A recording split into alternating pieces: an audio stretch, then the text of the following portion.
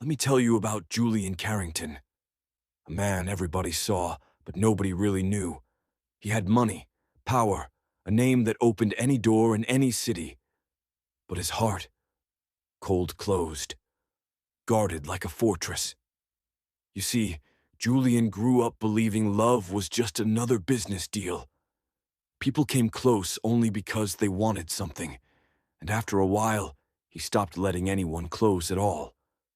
Every night he sat in his penthouse office with the whole city glowing beneath him. But somehow, he still felt completely alone. And honestly, he had accepted it. He told himself love just wasn't in the cards for a man like him.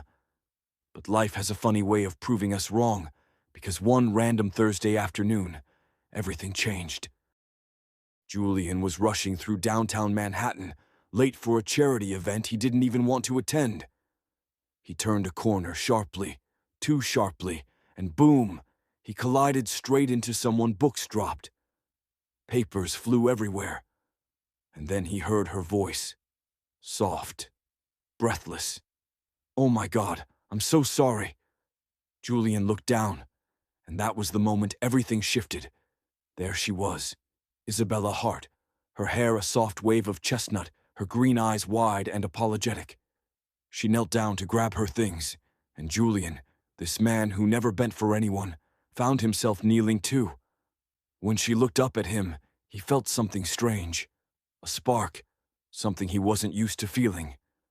"Do I know you?" he asked, confused by the familiarity of her presence. She smiled, just a little. "Not yet." Just like that, she walked away, leaving Julian in the middle of the sidewalk, wondering why a stranger felt like a chapter he was meant to read. Now here's where fate really shows off. Later that night, at the same charity gala he'd been rushing to, he saw her again.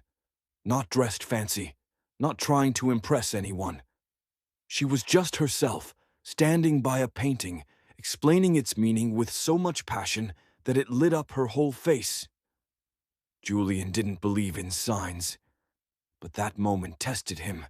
He kept watching her, her smile, her ease, her warmth in a room full of masks. And that was when Julian made a silent decision. He was going to know this woman. Over the next few weeks, they kept accidentally running into each other. At cafes, at her small art gallery. On late-night walks Julian had never taken. Before, Isabella didn't care about his money. She didn't care about his reputation. She didn't want anything from him. She just talked to him, like he was a person, not a billionaire, not a headline, just Julian. And slowly, without even realizing it, he started changing. He laughed more, worried less. Stayed late at the gallery just to listen to her talk about history and meaning and beauty. He wasn't falling. No, he was collapsing, but in the softest, gentlest way possible. One night they were walking in Central Park when the sky opened up and rain poured down. Isabella ran ahead, laughing like she was in her own little world. Julian followed, annoyed at first, until he saw how happy she looked. They ran to a small gazebo for shelter, soaked and breathless.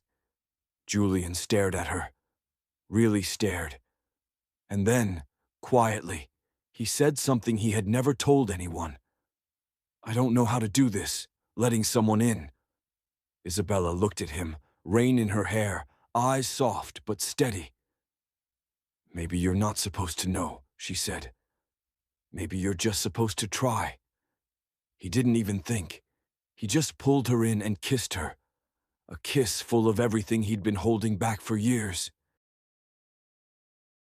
Months passed, and they learned how to meet in the middle. Julian learned softness. Isabella learned strength. They became a team, not perfect, but real.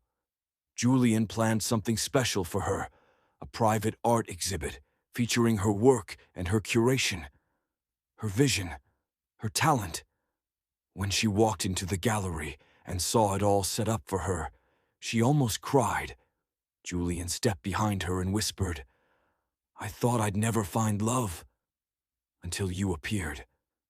She turned around, eyes shining. And I never thought love could feel like this. Until you. And right there, in the middle of the gallery, he went down on one knee. No audience, no cameras, no spotlight, just the two of them. And she said yes. But love isn't a fairy tale, not even for billionaires. His world was loud, busy, messy. And suddenly, Isabella was in the middle of it. Paparazzi, gossip blogs, jealous exes, business rivals, all of it. One night, Julian came home and found her packing. "I can't live in your world," she whispered. "I feel like I'm drowning." Julian froze. He didn't beg.